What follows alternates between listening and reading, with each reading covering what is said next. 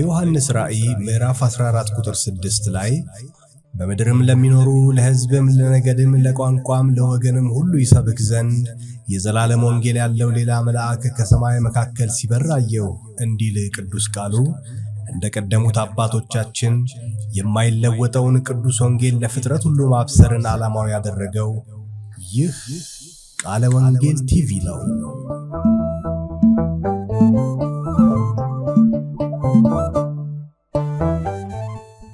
ከጌታ ከእግዚአብሔር ከመድኃኒታችንም ከኢየሱስ ክርስቶስ ጸጋና ሰላም ይብዛላችሁ።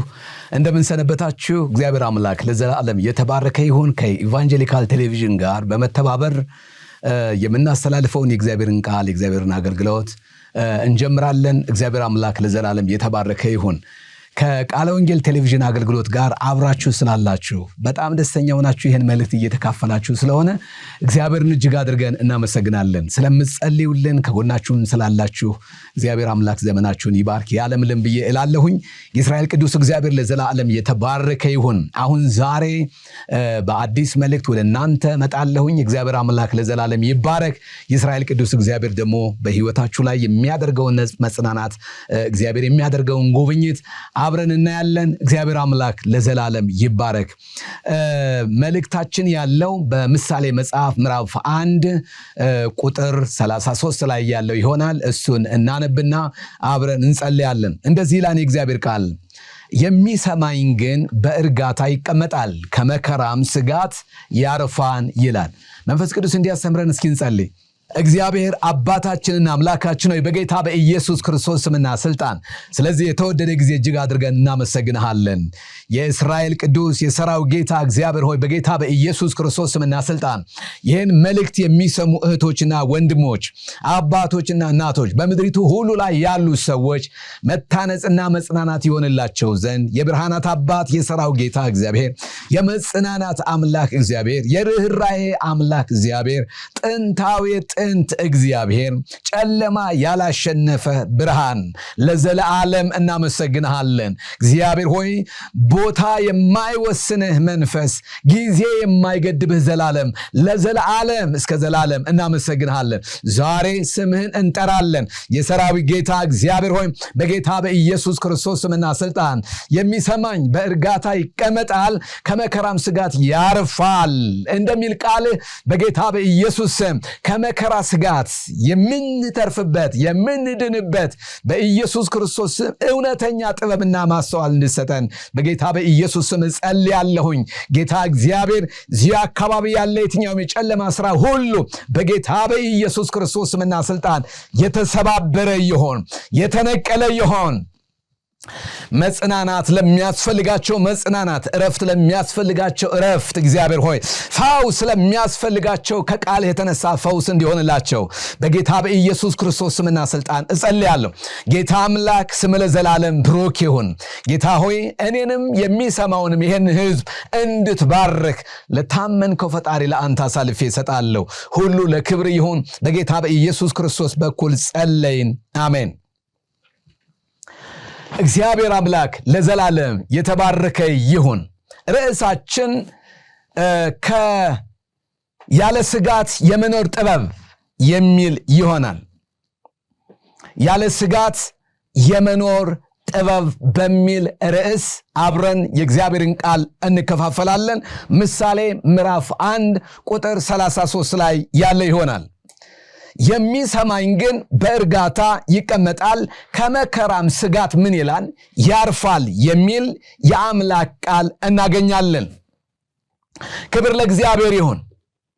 እንግዲህ ወገኖቼ ሆይ ዓለማችንን በምናይበት ጊዜ ሲስተሙን፣ የኑሮውን ሁኔታ፣ የኢኮኖሚውን ሁኔታ፣ የፖለቲካውን ሁኔታ በምናይበት ጊዜ ብዙ መረጋጋት፣ ብዙ እረፍት ላይሰማን ይችላል። ከምናየው ከምንሰማው ነገር የተነሳ ውስጣችን በስጋትና በፍርሃት ሊሞላ ይችላል። ወገኖቼ ሆይ ለምታምኑ፣ በእግዚአብሔር ላይ ለምትደገፉ፣ እግዚአብሔርን ለምትወዱ ለእናንተ የሚሰማኝ ግን በእርጋታ ይቀመጣል፣ ከመከራም ስጋት ምን ይላል? ያርፋን በሚል ሐሳብ ያለ ስጋት የመኖርን ጥበብና ምስጢር ከእግዚአብሔር ቃል እናያለን። ለመድኃኒታችን ለእግዚአብሔር ክብር ይሁን። በመጀመሪያ ትርጉሙን መናገር እፈልጋለሁ። የመከራ ስጋት ምንድነው የሚለውን። ስጋት ማለት ከአቅማችን በላይ በሆኑ ነገሮች ምክንያት የሚመጣ የልብ መረበሽ ወይም ደግሞ ፍርሃትና እረፍት ማጣት ማለት ነው። ስለዚህ የልብ መረበሽ፣ የውስጥ መታወክ፣ ሰላም ማጣት፣ እረፍት ማጣት፣ በሁኔታዎች ላይ እረፍት ወይም ደግሞ እረፍት ማጣት፣ ሰላም ማጣት፣ መረጋጋት ማጣት፣ ይህንን ስጋት ብለን እንለዋለን። ስጋት ብዙ ጊዜ በድንገትም የሚፈጠር ሊሆን ይችላል። ለብዙ ጊዜ በሕይወታችን ላይ የሚከሰትም ነገር ሊሆን ይችላል። ስለዚህ ስጋት ምንድነው? መረበሽ ነው፣ መጠራጠር ነው፣ ፍርሃት ነው፣ ዋስትና ማጣት ነው። ብዙ ጊዜ በጭንቀትና በስጋት መካከል የሚመሳሰል ነገር እንዳለ ሁሉ የሚለያይበትም ነገር አለው። ጭንቀት ብዙ ጊዜ ውጫዊ ነው። በውጫዊ ጫና ምክንያት የሚመጣ ውስጣዊ ፍርሃትና አለመረጋጋት ሲሆን፣ ስጋት ግን ውስጣዊ ነው። ስለዚህ መንፈሳዊም ሊሆን ይችላል፣ የስነ ልቡና ችግርም ሊሆን ይችላል።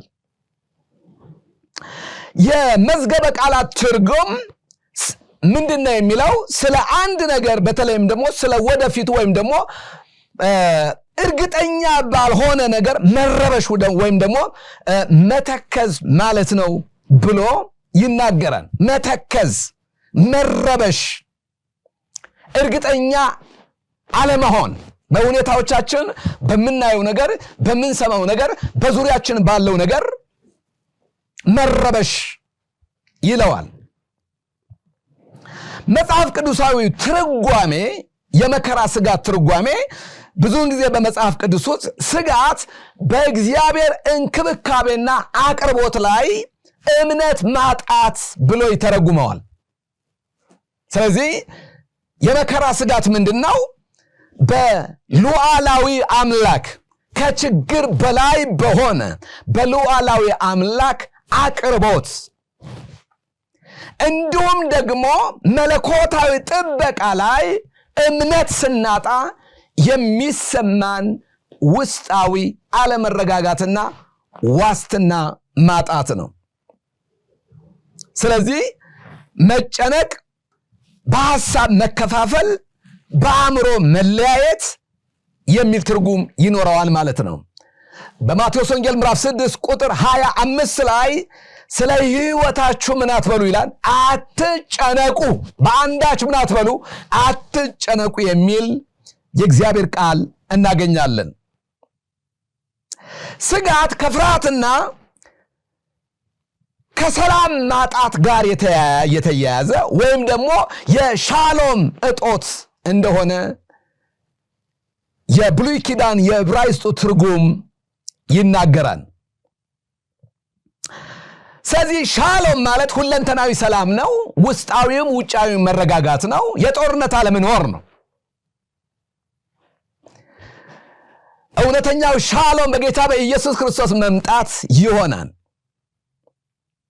ምክንያቱም ሻሎም የሚባለው ነገር፣ ሰላም የሚባለው ነገር በአማርኛችን ሰላም ከሚለው ጋር አቻ ትርጉም አይደለም ያለው። በጣም ሰፊ ፖለቲካዊ፣ ኢኮኖሚያዊ፣ ማህበራዊ፣ መንፈሳዊ ትርጉም ያለው ጥልቅ ነገር ነው።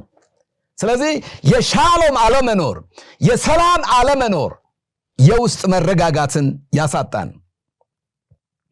በመዝሙር 55 ቁጥር 22 ላይ ሸክምን በእግዚአብሔር ላይ ጣል እርሱም ይረዳሃል የሚል የእግዚአብሔር ቃል እናገኛለን። ስለዚህ ባጭሩ የመከራ ስጋት ትርጉም ነው እያየን ያለነው። በመዝገበ ቃላት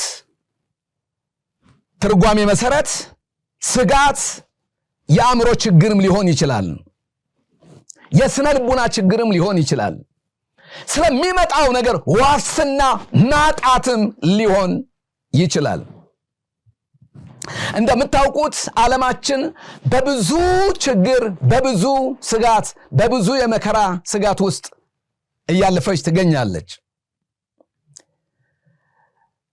በዓለማችን ላይ ብዙ ሀገራዊ ደግሞም ዓለም አቀፋዊ ስጋቶች ተደቅነውብናል፣ እናውቃለን፣ እያየንም ነው።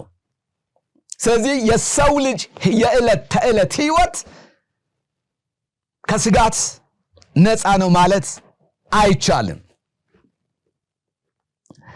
ዓለማችንን የሚያሰጋት ብዙ የመከራ ስጋት አለ።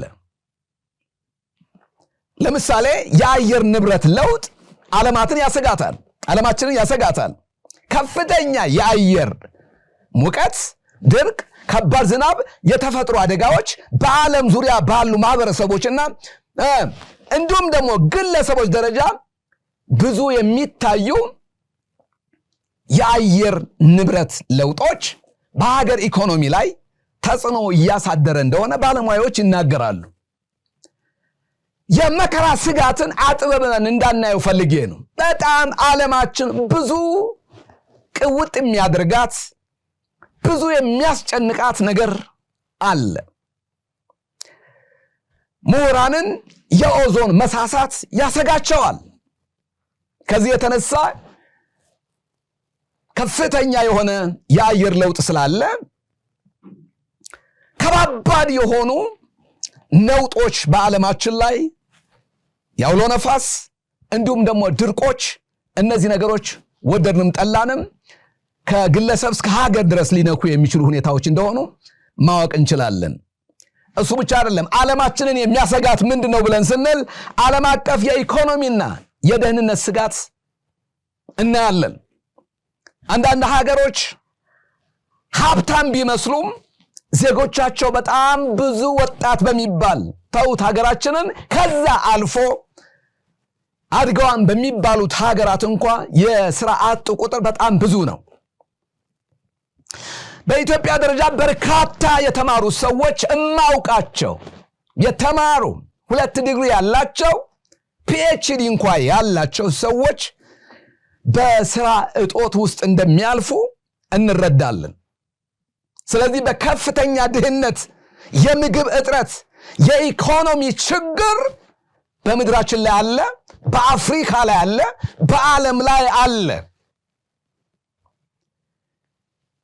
የሚሰማኝ ግን ከመከራ ስጋት ያርፋል። ሌላው ዓለማችንን አሁን በምንዳስስበት ጊዜ በምናይበት ጊዜ የሚያሰጋት ጦርነትና የሰላም እጦት ነው። በሀገራት መካከል የሚደረጉ የፖለቲካ ግጭቶች፣ ጦርነቶች፣ የእርስ በርስ ግጭቶች፣ የብሔራት ግጭቶች ብዙ ሰዎችን አመሳቅለዋል። የብዙ ሰዎችን ህይወት አናክቷል። የብዙ ሰዎች ማህበራዊ ነገርን ሰብሯል። የብዙ ሰዎች መንፈሳዊ ነገርን አናክቷል። የጦርነት ስጋት ምን አይነት መልክና ተጽዕኖ እንዳለው ብዙ ማብራሪያ የሚያስፈልገን አይመስለኝም። እያለፍንበት ያለ ሀገራዊ ስጋት ስለሆነ ማለት ነው። ብዙ ማህበረሰቦችን የሚነኩ ወላጆችን ያለ ልጅ የሚያስቀሩ የተማሩትን አዋቂ የሚባሉትን የነገ ተስፋዎችን እየበላ ያለ ጦርነት፣ የሰላም እጦት የሀገራችን ስጋት ነው። የአፍሪካ ስጋት ነው። የዓለማችን ስጋት ነው። በልጽገዋል አድገዋል የሚባሉ ሀገራት እንኳን ሳይቀሩ የጦርነት ድባብ አለባቸው፣ ስጋት አለባቸው። መጽሐፍ ሲናገር የሚሰማኝ በእርጋታ ይቀመጣል፣ ከመከራም ስጋት ያርፋል እናያለን። ምሳሌ ምዕራፍ 1ን በስፋት እናየዋለን። ሌላው የቴክኖሎጂና የአርቲፊሻል ኢንተለጀንስ ተጽዕኖ ስጋት ራሱ የአሁኑ የአዲሱ ዓለም አሁን ቴክኖሎጂ ባደገበት ዓለም ውስጥ ቴክኖሎጂ ጠቀሜታ በጣም ከፍ የማለቱን ያህል በዛው ልክ የፖለቲካ ችግር፣ የኢኮኖሚ ችግር፣ የማህበራዊ የጤናማ ማህበራዊ መስተጋብር ችግር ሆኖ እናየዋለን። በሚገርም ሁኔታ ማህበራዊ ሚዲያዎች ለቤተ ክርስቲያንም ለሀገርም እድገት ትልቅ አስተዋጽኦ የሚኖራቸውን ያህል ስጋትም እንደደቀኑ ተመራማሪዎች ይናገራሉ። የመከራ ስጋት በጣም ሰፊ ነው። ፖለቲካዊም ነው፣ ኢኮኖሚያዊም ነው፣ ሳይንሳዊም ነው፣ ማህበራዊም ነው። የሚሰማኝ በእርጋታ ይቀመጣል፣ ከመከራም ስጋት ምን ይላል? ያርፋል። አዎ በዙሪያችን ያሉ እንዳንረጋጋ የሚያደርጉ እንዳናርፍ የሚያደርጉ እረፍት እንዳይሰማን የሚያደርጉን ወጥተን በሰላም ለመግባት ዋስትና እንድናጣ የሚያደርጉ ብዙ በዙሪያችን የሚያስጨንቁ ልጆቻችን ትምህርት ቤት ሄደው በሰላም ለመመለሳቸው ዋስትና የምናጣበት ሁኔታ ላይ ነው ያለነው። ከስጋት ነፃ ሆኖ የመኖር ጥበብ እሱ ብቻ አይደለም። የጤና ተግዳሮትም አንዱ ስጋት ነው። ለሀገር ስጋት ነው። በኢኮኖሚ አቅጣጫ የሚያመጣው ተጽዕኖ ቀላል አይደለም። የጤና ተግዳሮት ያደጉት ሀገራት ስጋት ነው፣ እንዲሁም ደግሞ ያላደጉት ሀገራትም ስጋት ነው። ባለፉት 3-4 ዓመታት ኮቪድ በኢትዮጵያና በዓለም አቀፍ ደረጃ ስንቶችን እንደበላ ስንቶችን በብዙ የምንወዳቸውን አገልጋዮች እንኳን ሳይቀር መንገድ ላይ ያስቀረ አደገኛ የሆነ በሽታ እንደነበረ ሁላችንም እናውቃለን። ቤተክርስቲያን እስከምትዘጋ ድረስ፣ ማህበራዊ እንቅስቃሴ እስኪቆም ድረስ ወገኖቼ እነግራችኋለሁ። ኮቪድ ብቻ ሳይሆን ኦሬዲ እንዳለፈ አድርገን እንቁጠረው፣ ግን አሁንም በዓለማችን ላይ አዳዲስ ቫይረሶች ይለቀቃሉ። አሁንም በሀገራችን ትልልቅ የጤና ችግሮች አሉ። ውስብስብ የሆኑ የጤና ችግሮች አሉ።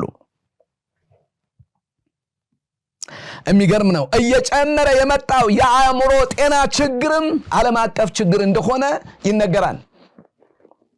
ብዙ የተማሩ በጣም ብዙ የተመራመሩ ሰዎች ዲፕሬሽን ውስጥ ገብተው ሰላም ያጡበት እረፍት ያጡበትን ሁኔታ እናያለን። ሌላው የማህበራዊና የመንፈሳዊ መዳከም የመንፈሳዊ ህይወት መዳከም ስጋት አሁንም ዓለማችን ላይ የተደቀነበት ስጋት ነው የምናየው። ምን ማለት ነው? በብዙ ማህበረሰቦች ዘንድ ከፍተኛ የሆነ የሞራል ዝቅጠት እናያለን። የደከመ እምነትና በሰዎች መካከል አለመተማመኖች የበዙበት፣ የአእምሮ ጭንቀት የበዛበት፣ ብዙ መንፈሳዊ ድክመቶች በምድራችን ላይ የምናይበት፣ በዓለማችን ላይ የምናይበት ሁኔታ ነው ያለው። የተመሳሳይ ጾታ ጋብቻ፣ የግብረ ሰዶማውያን ተጽዕኖ ቀላል አይደለም። በኢትዮጵያ ውስጥ ያሉ ጤናማ የሚባሉ የወንጌል አማኞችን እንኳን ሳይቀር እያናወጠ ያለ በዓለም አቀፍ ደረጃ ስጋት ሆኖ ብዙዎቹ በጣም ትልልቅ የሚባሉ ብዙ ዘመን ወንጌል ያገለገሉ ሰዎች የሚባሉ እንኳን ሳይቀር ተቋማት ሳይቀር የዚህ ሰለባና ተጽዕኖ ተጋላጭ የሆኑበትን ሁኔታ እንመለከታለን። በኢትዮጵያ ውስጥ እያየን ያለ ነው። በስነ መለኮት ትምህርት ቤቶች አካባቢ የምናየው ስፖንሰር የሚያደርጓቸው ከስነ መለኮት ተቋማት በስተጀርባ ያሉ ስፖንሰር አድራጊዎች ለቤተ ክርስቲያን ይዘውት እየመጡ ያለው ስጋት ከፍተኛ ነው። ትላንትና ገንዘባቸውን እየሰጡ የስነ መለኮት ተቋማት እንዲደጎሙ ያደርጉ የነበሩ ዛሬ ግን ግብረ ሰዶማዊነትን፣ ተመሳሳይ ጾታን ደግፈው በዛው አንጻር ደግሞ ስነ መለኮትን ትምህርት ቤቶችን የሚደግፉ በገንዘብ እንደግፋለን የሚሉ በጣም ብዙ ዓለም አቀፍ ድርጅቶች አሉ። ስለዚህ በስነ መለኮት ተቋሞቻችን አደጋ አንዣቧን ማለት ነው። በቤተ ክርስቲያን ደረጃ አደጋ አንዣቧን ማለት ነው። ለብዙ ዘመን ወደ ኢትዮጵያ ገንዘብ ዶነር እያደረጉ እየደገፉ ቤተ ክርስቲያንን ይደግፉ የነበሩት የሃይማኖት ተቋማት አሁን ወገኖቼ ሆይ ለሌላ ለጥፋት፣ ለግብረ ሰዶማዊነትና ለሴሰኝነት መሳሪያ ሆነው ቤተ ክርስቲያንን ሲበጠብጡ ሲያውኩ እንመለከታለን። ስለዚህ ይሄ ምንድነው? የሞራል ዝቅጠት ነው። የሞራል ዝቅጠት፣ የቅድስና አለመኖር፣ እግዚአብሔርን አለመፍራት። ይሄ የዓለማችን ስጋት ነው፣ የቤተ ክርስቲያን ስጋት ነው። ስለዚህ ወገኖቼ ሆይ መጽሐፍ ቅዱስ ሲናገር ቅድም ከዘረዘርኳቸው ነገሮች አንጻር በጣም ብዙ የምንፈራቸው እንደ ግለሰብም እንደ ቤተሰብም እንደ ሀገርም እንደ ቡድንም ብዙ የሚያስጨንቁን ነገሮች አሉ። አዎ ዓለማችን ውስጥ ብዙ የሚያስፈራና የሚያሰጋ ነገር አለ። ዓለማችንን የኒውክሌር መሳሪያ ያሰጋታል። መጽሐፍ ቅዱስ ሲናገር እንደዚህ ይላል፣ የሚሰማኝ በእርጋታ ይቀመጣል፣ ከመከራም ስጋት ምን ይላል? ያርፋን። ይህን ያለችው ጥበብ ናት። አብረን እንመለከተዋለን። እግዚአብሔር አምላክ ለዘላለም የተባረከ ይሁን። ወደ ግላዊ ህይወታችን እንምጣ። ምናልባት በብዙ ስጋት ውስጥ ያላችሁ፣ ዋስትና ያጣችሁ፣ የኑሮ ዋስትና ያጣችሁ፣ በሰላም ወጥቶ የመግባት ዋስትና ያጣችሁ፣ ማህበራዊ ነገራችሁ የተናጋባችሁ፣ ትዳራችሁ የተናጋባችሁ፣ መንፈሳዊ ዝለት ውስጥ ያላችሁ ሰዎች፣ እግዚአብሔር የረሳችሁ የመሰላችሁ፣ እግዚአብሔር የተዋችሁ የመሰላችሁ፣ እግዚአብሔር ያልሰማችሁ የመሰላችሁ ሰዎች እኔ ዛሬ እነግራችኋለሁ፣ እንደ እግዚአብሔር መልእክተኛ ይህን የእግዚአብሔርን ቃል ወደ እናንተ አመጣለሁ። የእስራኤል ቅዱስ እግዚአብሔር ከመከራ ስጋት ያድናችኋል። እግዚአብሔር ከመከራ ስጋት ያድናል። ለንጉሱ ክብር ይሁን። እዚህ ላይ አንድ ትዝ የሚለኝን አንድ ምሳሌ ላሳያችሁ። ቃል ኪዳን የተባለች አንዲት ወጣት ነበረች። ይህች ወጣት የምትኖረው የሀገሯ ሰዎች እርስ በርሳቸው በሚጋጩበት፣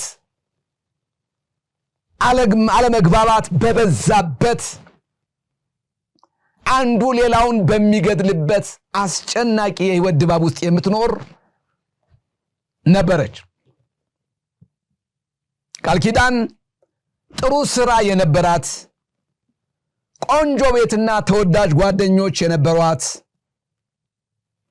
ሆኖም ግን በዙሪያዋ ከምታየውና ከምትሰማው የተነሳ በዙሪያዋ ያለው መነቃቀፍ፣ በዙሪያዋ ያለው መተቻቸት፣ የምሁራኑ መተቻቸት፣ አለመተማመን፣ በዙሪያዋ ያሉ ፖለቲከኞች የሚያሳድሩት ጫና፣ ጦረኛ፣ የጎበዝ አለቃ በምድሪቱ ላይ ከሚያመጡባት ጫና የተነሳ ከምትሰማው የተነሳ ሁሉ ጊዜ የምትጨነቅ ወጣት ነበረች።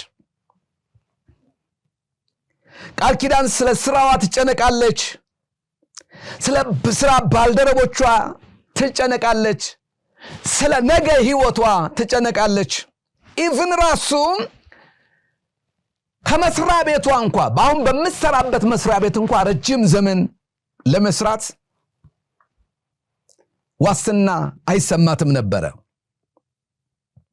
አንድ ቀን በጦርነት ምክንያት፣ ባለመግባባት ምክንያት የምትሰራበት መስሪያ ቤት እንደሚዘጋ፣ ከዛ ቀጥሎ ደግሞ እንደምትራብ ሁሉ ታስባለች፣ ትፈራለች።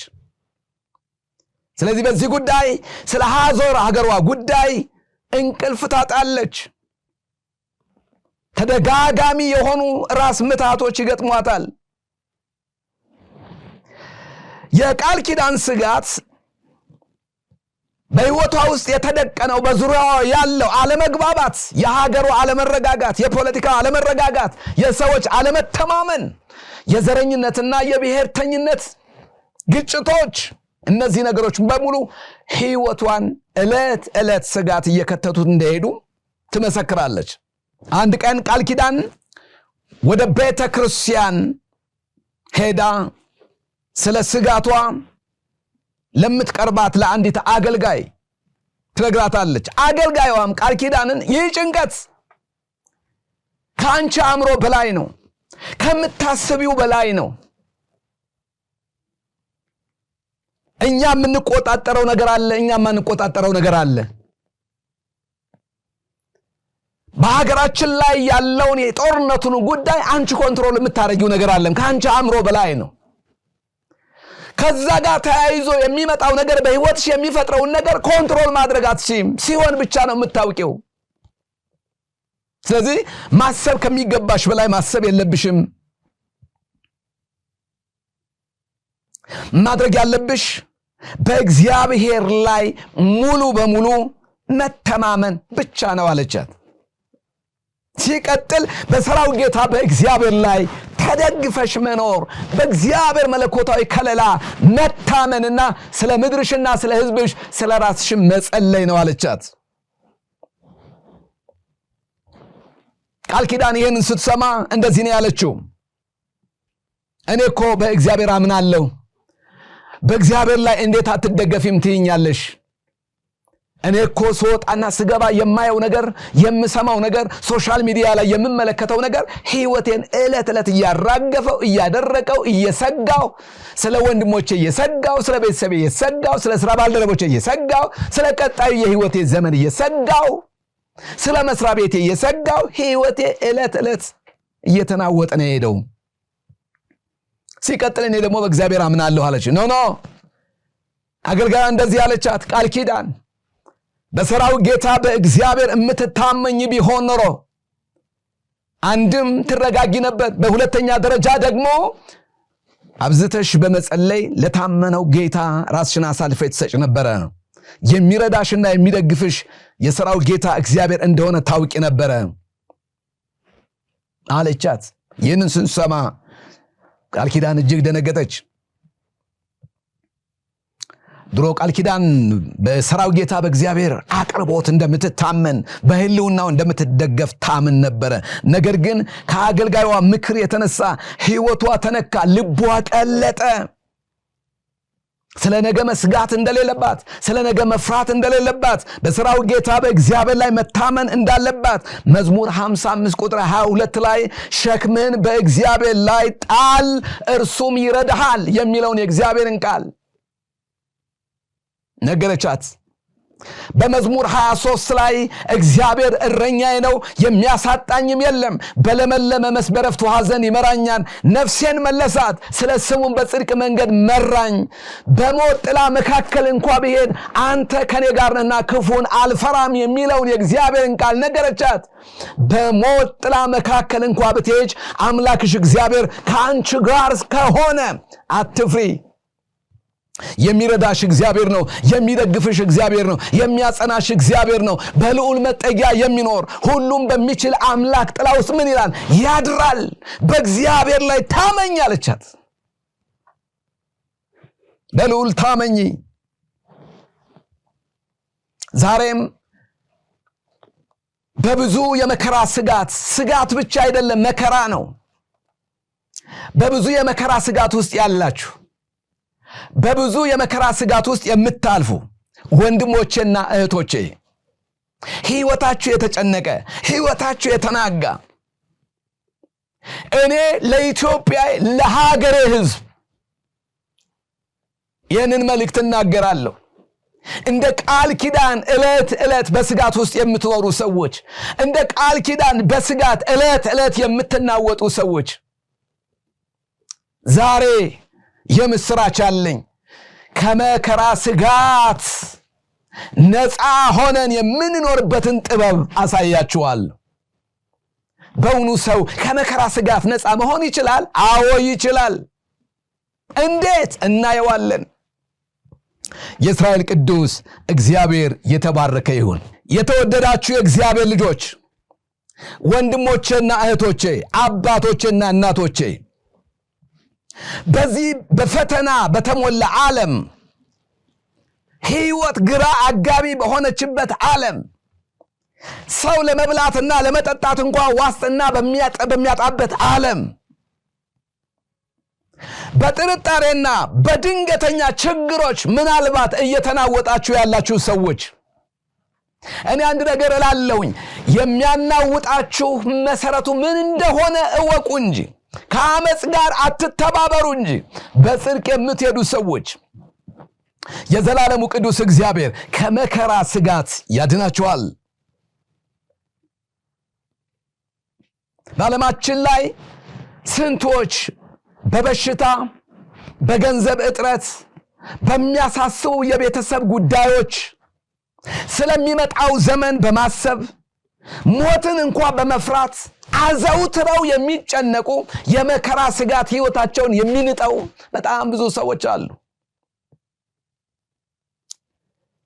የምስራች አለኝ፣ የሚሰማኝ ከመከራ ስጋት ያርፋል። በእርጋታ ይቀመጣል፣ ከመከራ ስጋትም ያርፋል። አዎ ቀኖቹ ክፎች ናቸው።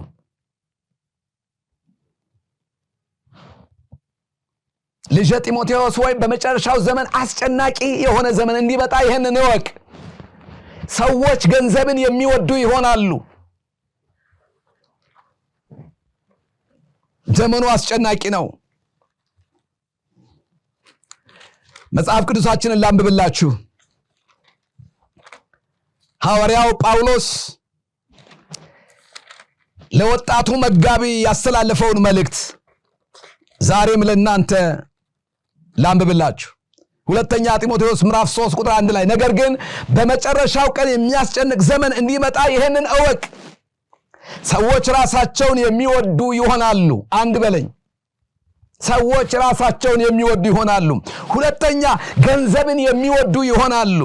ሶስተኛ ትምክህተኞች፣ አራተኛ ትዕቢተኞች፣ አምስተኛ ተሳዳቢዎች፣ ስድስተኛ ለወላጆቻቸው የማይታዘዙ፣ ሰባተኛ የማያመሰግኑ፣ ስምንተኛ ቅድስና የሌላቸው፣ ዘጠነኛ ፍቅር የሌላቸው፣ አስረኛ እርቅን የማይሰሙ፣ 11ኛ ሐሜተኞች፣ 12ኛ ራሳቸውን የማይገዙ፣ 13ኛ ከዳተኞች፣ 14ኛ ችኩሎች፣ በትዕቢት የተነፉ ከእግዚአብሔር ይልቅ ተድላን የሚወዱ ይሆናሉ። የአምልኮ መልክ አላቸው፣ ኃይሉን ግን ምን ብለዋን ይላል? ክደዋን ይላል። በዚህ በመጨረሻው ዘመን ያለው ትውልድ መልኩ ይሄ ነው። ዘመኑ አይደለም። በዘመኑ ውስጥ የሚኖሩ ሰዎች ባህሪያቸው ይሄ ነው። እርቅ የማይሰሙ፣ ምሕረት የሌላቸው፣ ሐሜተኞች፣ ራሳቸውን የሚወዱ፣ ራሳቸውን የማይገዙ፣ ጨካኞች፣ የሚያርዱ፣ ከዳተኞች፣ ኪዳን የሚያፈርሱ፣ ውል የሚያፈርሱ፣ በትምክህት የተሞሉ ይሆናሉ ይላል። እንዲህ አይነት የህይወት ስርዓት ባለበት ዓለም ውስጥ እየኖርን አንሰጋም ማለት እግዚአብሔር ካልረዳን፣ መታመኛችንን እግዚአብሔር ካላደረግን፣ በአለቱ ላይ አቆምከኝ ተብሎ እንደተጻፈ በአለቱ ላይ ካልቆምን ወጀቡ ብዙ ነው፣ ንፋሱ ብርቱ ነው፣ ዝናቡም በጣም ከባድ ነው። አለቱ ላይ ያልተመሰረተ፣ አለቱ ላይ ያልቆመ ህይወት ጌታ እንደተናገረ ንፋሱ ይነፍሳል፣ ዝናቡም ይዘንባም፣ ጎርፉም ይጎርፋል፣ ያን ቤት ይመታዋል። አሸዋ ላይ ስለተመሰረተ በዚህ ዓለም ጥበብ ማለት ነው፣ በዚህ ዓለም ሐሳብ ማለት ነው፣ በዚህ ዓለም ዕውቀት ማለት ነው፣ በሚያልፈው ነገር ላይ ህይወቱን የመሰረተ ሰው በእነዚህ ነገሮች ተጠርጎ ይወሰዳል፣ አወዳደቁ የከፋ ይሆናል ይላል የእግዚአብሔር ቃል። ስለዚህ የዓለማችን ስጋት ራሱ ሰው ነው። ሰው ራሱ ነው። ሰው ራሱ በሚፈጥረው ችግር ሰው ለሰው ስጋት ነው።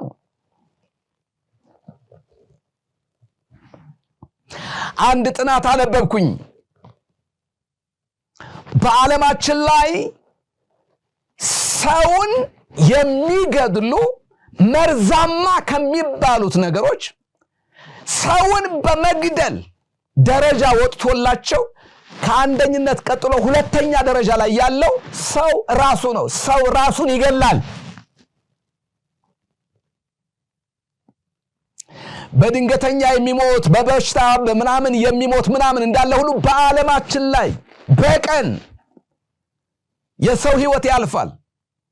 ከሚሞቱት መካከል በሁለተኛ ደረጃ በሰው የሚገደሉ ናቸው። ስለዚህ ሰው ራሱ ለሰው ስጋት ነው። እግዚአብሔር ይርዳን ይደግፈን። ሰዎች ራሳቸውን የሚወዱ ይሆናሉ፣ ገንዘብን የሚወዱ ይሆናሉ፣ ትምክህተኞች ይሆናሉ፣ አመፀኞች ይሆናሉ፣ እልህኞች ይሆናሉ። የአምልኮ ምን አላቸው? መልክ አላቸው። ኃይሉን ግን ምን አድርገዋል ይላል? ክደዋል። በአንድ እጃቸው ሃይማኖት አለን ይላሉ፣ በሌላ እጃቸው ግን ሰይፍ አንግበው ይሄዳሉ። እንዲህ አይነት መልክ፣ ኃይል የሌለው የሃይማኖት መልክ፣ ኃይል የሌለው የእምነት መልክ ነው ያላቸው፣ ሕይወቱ የላቸው። ከእግዚአብሔር ይልቅ ተድላን የሚወዱ ይሆናሉ ይላል። ፈንጠዝያ በየናይት ክለቡ የሚንከራተቱ ሕይወትን በሙዚቃ ሕይወትን በመጠጥ ሕይወትን በዚህ ዓለም ዳንኪራ ውስጥ የሚፈልጉ በጣም በርካታ ሰዎች ናቸው። በጣም ብዙ ወጣቶች ናቸው። ልንገራችሁ፣ ሕይወት ኢየሱስ ነው።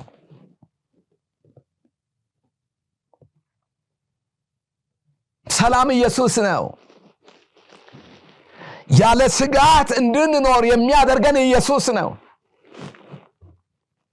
ስጋቶች እንኳን ቢኖሩ ተጨባጭ የሆኑ ሰይጣን 1 2 3 ብሎ የሚያስቀምጥልን ይሄ ያንቺ ችግር ነው፣ ይሄ ያንተ ችግር ነው፣ ይሄ ያጠፋል፣ ይሄ ትዳርህን ይበላዋል፣ ይሄ ቢዝነስን ቀጣይነት እንዳይኖረው ያደርጋል እያለ 1 2 ብሎ የሚያስቀምጣቸው ተግዳሮቶች አሉ። ነገር ግን መጽሐፍ እንደሚናገር በሰልፍ መሃል ኢዮሳፍጥ ጮኸ፣ እግዚአብሔርም ረዳው፣ ጠላቶቹንም ከእርሱ ላይ መለሰለት እንደሚል ወደ እግዚአብሔር እንጮሃለን። የእስራኤል ቅዱስ እግዚአብሔር ከመከራ ስጋት ያድነናል። ማታ ማታ እንቅልፍ የምናጣበት ጉዳይ ምንድን ነው? ያለ ምንም ስጋት እንዴት መኖር ይቻላል? እንዴት ነው መኖር የሚቻለው? ጦርነት ባለበት፣ ሰው ከራሱ ጋር ባልተስማማበት ዓለም፣ ሰው ከጎረቤቱ ጋር አብሮ ከሚሰራው ሰው ጋር ከስራ ባልደረባው ጋር ተስማምቶ በማይኖርበት ዓለም ውስጥ እንዴት ያለ ስጋት መኖር ይቻላል? ወገኖቼ፣ ምናልባት አሁን ይህን ነገር ስነግራችሁ ያለ ስጋት መኖር አዎ ፓስተር መንግስተ ሰማያት ከሄድን በኋላ ነው፣ በዚህ ምድር ላይ ግን የማይታሰብ ነገር ነው የምትነግረን ካላችሁ እኔ እውነት ነግራችኋለሁ፣ እንደዛ ቢሆን ኑሮ መጽሐፍ ቅዱስ አይናገርም ነበር። ዛሬ እንደዚህ ይላችኋለሁ፣ ስጋታችሁን በጸሎት ተኩ፣ ፍርሃታችሁን በእምነት ተኩ፣ የእግዚአብሔርን የተስፋ ቃል እመኑ፣ ጭንቀታችሁን በምስጋና ተኩት፣ በየዕለቱ በረከቶቻችሁን ቁጠሩ፣ ዛሬ ላይ ኑሩ።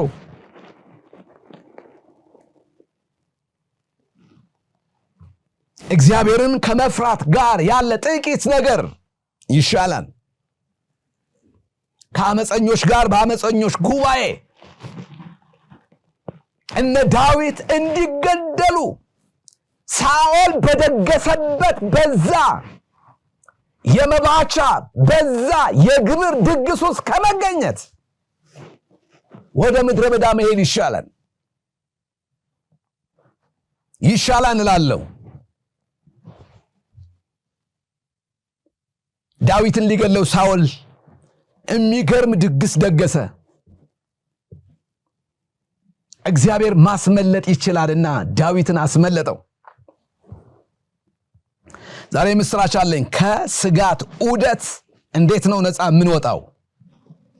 ያለ ስጋት ለመኖርስ ምን ማድረግ አለብን የሚለውን ለመመለስ የተወሰኑ ነጥቦችን ላሳያችሁ። ያለ ስጋት ለመኖር ምን ላድርግ የምትሉ ሰዎች በጣም እፈልጋለሁ የሚያስጨንቀኝ ነገር ብዙ ነው ከዚህ ነገር መገላገል እፈልጋለሁ የምትሉ ሰዎች ዛሬ ጉድ ኒውስ አለኝ ለእናንተ መልካም የምስራች አለኝ ለመድኃኒታችን ለእግዚአብሔር ክብር ይሁን ሃሌሉያ አሜን ትላላችሁ ሆይ የእስራኤል ቅዱስ እግዚአብሔር ዛሬ ከስጋት ነፃ ሆነን የምንኖርበትን የተስፋ ቃል ሰጥቶናል ምሳሌ ምዕራፍ 1 ላይ ከቁጥር 1 እስከ ቁጥር 33 ድረስ ባለው ክፍል ውስጥ የሚሰማኝ በእርጋታ ይቀመጣል ከመከራም ስጋት ያርፋን ያለችው ማናት እንዴትስ ያለ ስጋት መኖር ይቻላል ያለ ስጋት ለመኖር ምን ላድርግ የምትሉ ሰዎች የመጀመሪያው ቁጥር 1 እግዚአብሔርን በመፍራት እንኖር የመጀመሪያው እዚሁ ምሳሌ ምዕራፍ 1 ቁጥር 7 ላይ የጥበብ መጀመሪያ እግዚአብሔር መፍራት ነው ሰነፎች ግን ጥበብንና ተግሳጽን ይንቃሉ ይላል ሰነፎች ግን ጥበብን ሌላስ ተግሳጽን ከዚህ ከመከራ ሊያወጣ የሚችል ከስጋት ሊያወጣ የሚችል ተግሳጽ አይሰሙም እግዚአብሔርን የሚፈሩ ሰዎች ግን ያለ ስጋት ይኖራሉ እግዚአብሔርን መፍራት ማለት ምን ማለት ነው እግዚአብሔርን መፍራት ማለት ለህልውናው ዕውቅና መስጠት ማለት ነው ከኛ ጋራ ላለው ለሚያየን እንደ ዮሴፍ ይህንን ኃጢአት እንዴት በእግዚአብሔር ፊት አድርገዋለሁ እንዳለ እንደ ዮሴፍ ያየኛል ማለት ነው ለህልውናው ዕውቅና መስጠት ነው ይሄ ነውር ነው ከጽድቅ የጎደለ ነው በዚህ ጉዳይ እግዚአብሔር የለበትም ብቸገርም ልቸገር ነገሬ ሊዘገይ ይችላል ሙስና ስላልሰጠው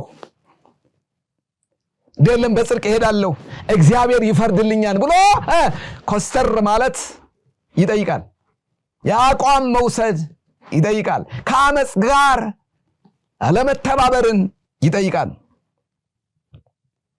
ምሳሌ ምዕራፍ 14 ቁጥር 27 ላይ ሰው ከሞት ወጥመድ ያመልጥ ዘንድ እግዚአብሔር መፍራት የሕይወት ምንጭ ነው ይላል ከሞት ወጥመድ ከመከራ ስጋት ከሞት ወጥመድ ያመልጥ ዘንድ እግዚአብሔር መፍራት የሕይወት ምንጭ ነው ይላል እግዚአብሔርን የሚፈሩ በሕይወት ይኖራሉ ወገኖቼ ሆይ እናንተ በጽድቅ እየሄዳችሁ የሚታገሏችሁ ቢኖሩ ይወድቃሉ ከእግዚአብሔር ጋር የሚታገሉ ሁሉ ይወድቃሉ ያንቺ ጌታ በልጁ ቀልድ አያውቅም እግዚአብሔርን መፍራት ክፋትን ይጠላል ትዕቢትና እብሪት ክፉን መንገድ ጠማማውንም እጠላለሁ ይላል ምሳሌ 8:13 ላይ እግዚአብሔርን መፍራት ክፋትን ይጠላል ጥበብ እንደዚህ ትላለች እብሪትን አልወድም ክፉን መንገድ አልወድም እኔ እንደዚህ እላችኋለሁ በክፉዎች ምክር ያልሄደ በአመፀኞች መንገድ ያልተቀመጠ የእግዚአብሔርን ቃል ዕለት የሚሰማ የሚያሰላስል በወንዝ ዳር እንደ ተተከለች በየጊዜው ፍሬዋን እንደምትሰጥ ዛፍ ይሆናል የሚሰራ ሁሉ ይከናወንለታል በእግዚአብሔር ቤት ለዘላለም ይኖራል ይላል ወገኖቼ እግዚአብሔርን መፍራት ማለት መንቀጥቀጥ ማለት አይደለም ለፈቃዱና ለሐሳቡ ተገዢ መሆን ነው ለሉዓላዊ ባህሪው ጥልቅ አክብሮት ማሳየት ማለት ነው መደነቅና መገንዘብ ማለት ነው ሕያውና አፍቃሪ ለሆነው አምላክ ተገቢ የሆነ አክብሮትና ምላሽ መስጠት ማለት ነው ምን ማለት እግዚአብሔርን መፍራት ማለት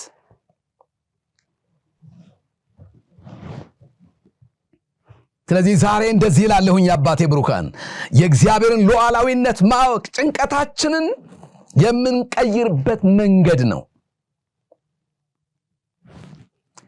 በነገሮች ሁሉ አቅመቢስ እንዳትሆኑ ከፈለጋችሁ እግዚአብሔርን ፍሩ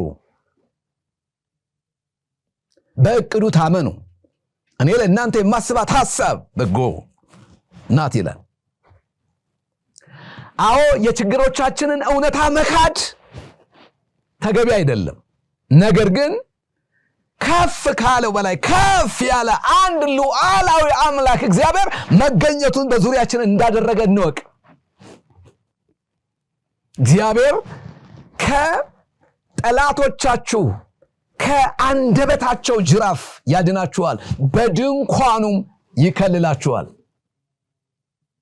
እግዚአብሔርን መፍራት የሕይወታችሁ አንዱ አካል መሆን አለበት። ስለዚህ የመከራ ስጋት ባለበት ዓለም ውስጥ ጦርነቱ፣ የኢኮኖሚ ድቀቱ፣ አለመግባባቱ፣ የምንሰማቸው ነገሮች በሙሉ በጣም የሚረብሹ መሆናቸው፣ አንዱ በሌላው ላይ አለመታመኑ፣ ወዳጁን አለመታመኑ፣ በትዳር ጓደኛ ማሞች መካከል መገጣጠም፣ መዋደድ፣ መስማማት አለመቻሉ፣ እነዚህ ነገሮች ሁሉ ክብደት አላቸው፣ ያስፈራሉ፣ ያስጨንቃሉ። ግን እግዚአብሔርን ለምትፈሩ ሰዎች በትዳራችሁ ውስጥ እግዚአብሔርን በመፍራት የምትሄዱ ሰዎች ምስጉን ነህ፣ የድካምህን ፍሬ ትበላለህ። ልጆችህ በቤት ማዕድ ውስጥ እንደ ለመለመ ወይራ ናቸው፣ ሚስትህም እንደሚያፈራ ወይን ናት። እግዚአብሔር ከጽዮን ይባርካል ይላል እግዚአብሔር ቃል። እግዚአብሔርን መፍራት፣ እግዚአብሔርን የሚፈሩ በመንገዱ የሚሄዱ ሁሉ ምስጉኖች ናቸው ይላል እግዚአብሔር ቃል። ሃሌሉያ! ክብር ለኢየሱስ ክርስቶስ ለጌታችን ይሁን። እግዚአብሔር መፍራት የጥበብ ሁሉ ምንጭ ነው። እግዚአብሔር መፍራት ወገኖቼ የሕይወት ሁሉ ምንጭ ነው። እግዚአብሔርን የሚፈሩ ጠግበው ይኖራሉ ይላል። በረሃቡ ዘመን ይጠግባሉ፣ በችግር ጊዜ ይጠግባሉ። ያንን የሚያክል የመከራ ናዳ እየወረደበት እየዘነበበት ጓደኞቹ ጥለውት ጥበብ ያልሆነ ጥበብ የሚመስል ነገር እየተናገሩ ያስጨነቁትን ኢዮብ ታስታውሱታላችሁ። ታገሰ፣ እግዚአብሔርም ረዳው። እግዚአብሔር መፍራቱ ረዳው፣ አገዘው። ከችግር ለመውጣት እግዚአብሔር አቅም ሆነለት። ሁለተኛው ከመከራ ስጋት ብቻ አይደለም፣ ከመከራ ስጋት የመውጫው ጥበብ ሁለተኛው ምክርን መፈለግ ነው። የጠቢባንን ምክር መፈለግ። እዚሁ ምሳሌ ምዕራፍ 1 ቁጥር 5 ላይ ጠቢብ እነዚህን ከመስማት ጥበብን ይጨምራል፣ እነዚህም በመስማት ጥበብን ይጨምራል፣ አስተዋይም መልካም ምክርን ገንዘቡ ያደርጋል። ምክር ማለት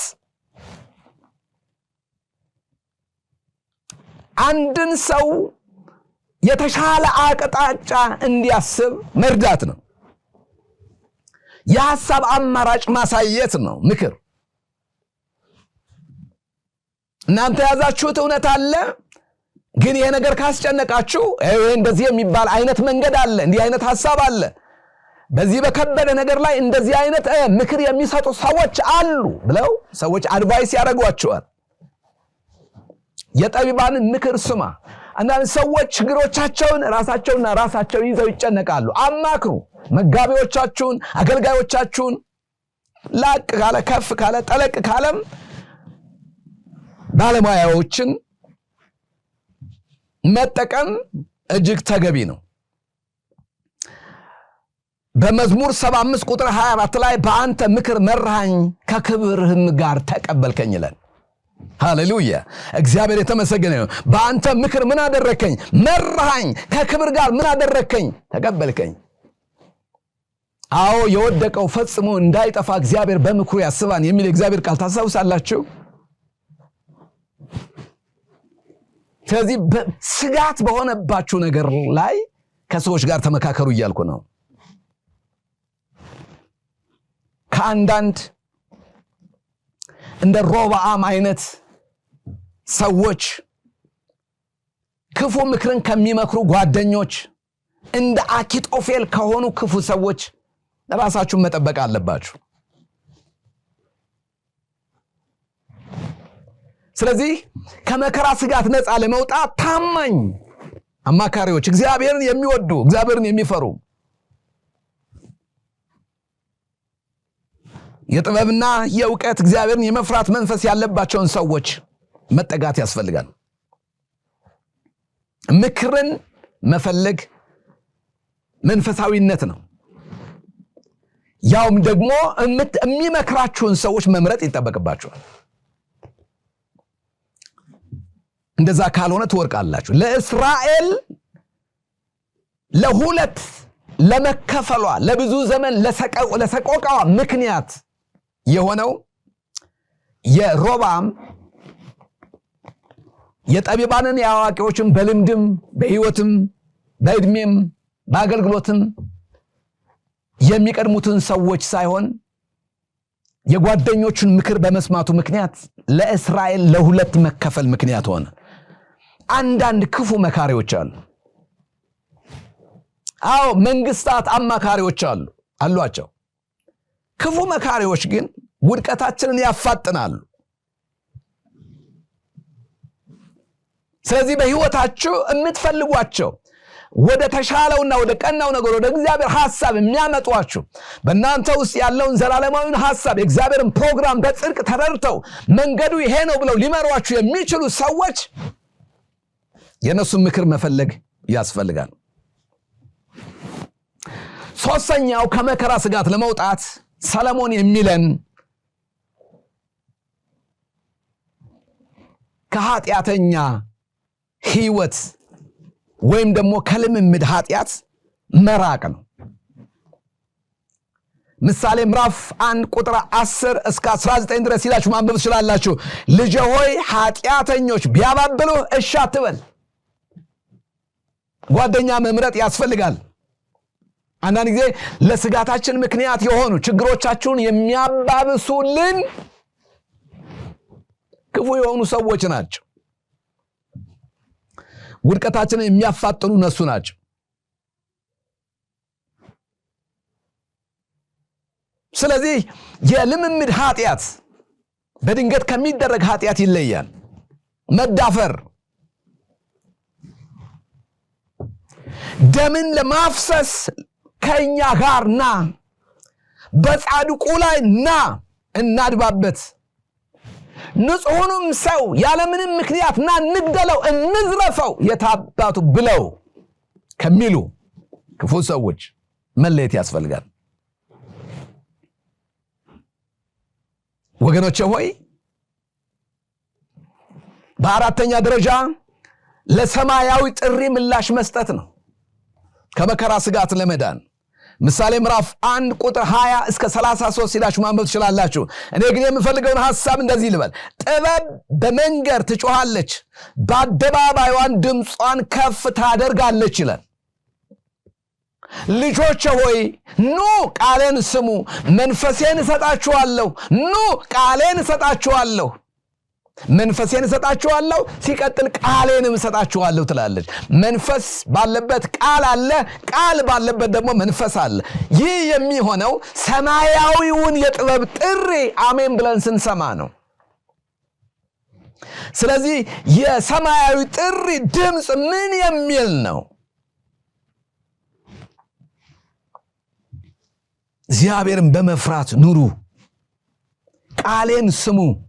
እኔ እንደዚህ እላችኋለሁ፣ በሁለት ጎኑ ከተሳለ ስለታም ሰይፍ ይልቅ ብርቱ የሆነውን ይሄንን የእግዚአብሔርን ቃል አንብቡ።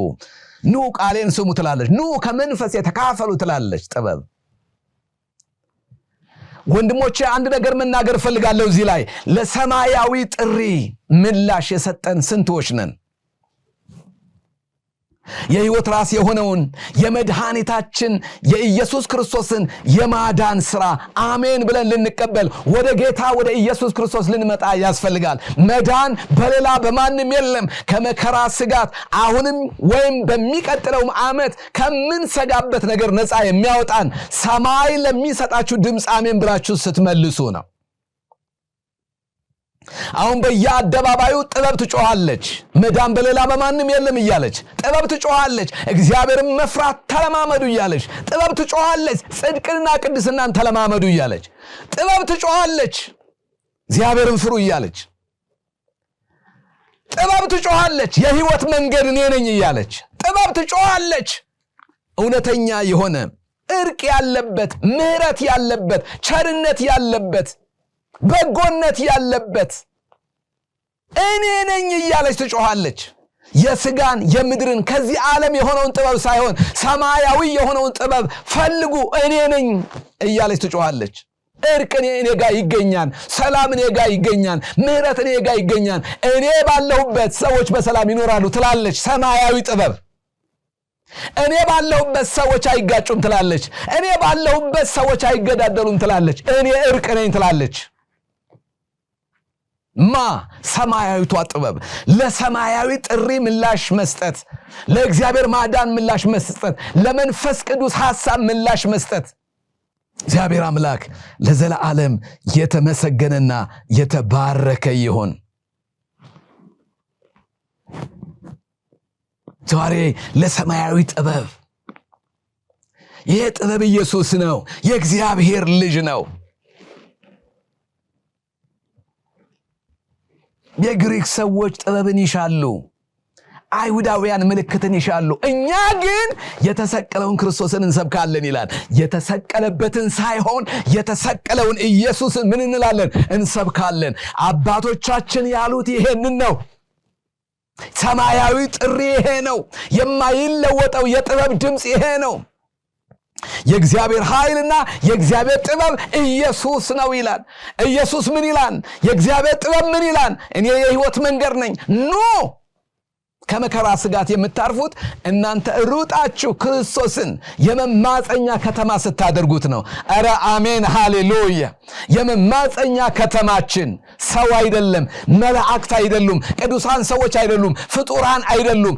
የኛ የመማፀኛ ከተማችን፣ የማምለጫ አለታችን፣ ከገዳዮቻችን የምንሸሸግበት ማትረፊያችን ኢየሱስ ይባላል። የመጨረሻውና አራተኛው ከመከራ ስጋት ለመዳን እግዚአብሔርን መስማት ነው። ጥበብን መስማት ነው። የሚሰማኝ ግን በእርጋታ ይቀመጣል፣ ከመከራም ስጋት ምን ይላል? ያርፋል። ስለዚህ የሚሰማኝ ይላል። እግዚአብሔርን የሚሰሙ ሁሉ ከመከራ ስጋት ያርፋሉ።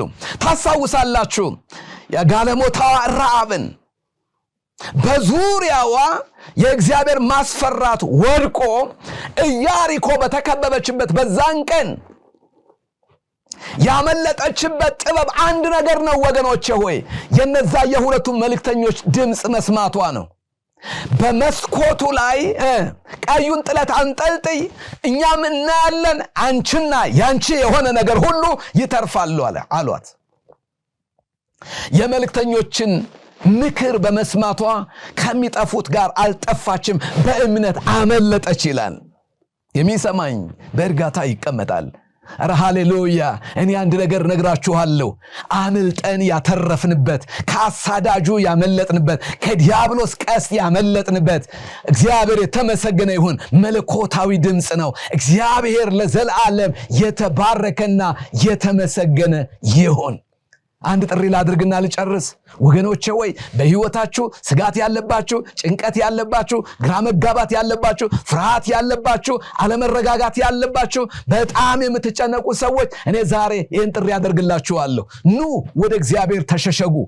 ኑ ቤታችሁን ዝጉ፣ ከእግዚአብሔር ጋር አሳልፉ።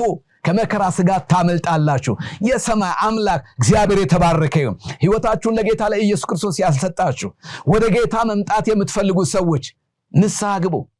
እግዚአብሔር ይቀበላችኋል። የሰማይ አምላክ እግዚአብሔር ለዘላለም የተባረከና የተመሰገነ ይሁን። እንጸልይ።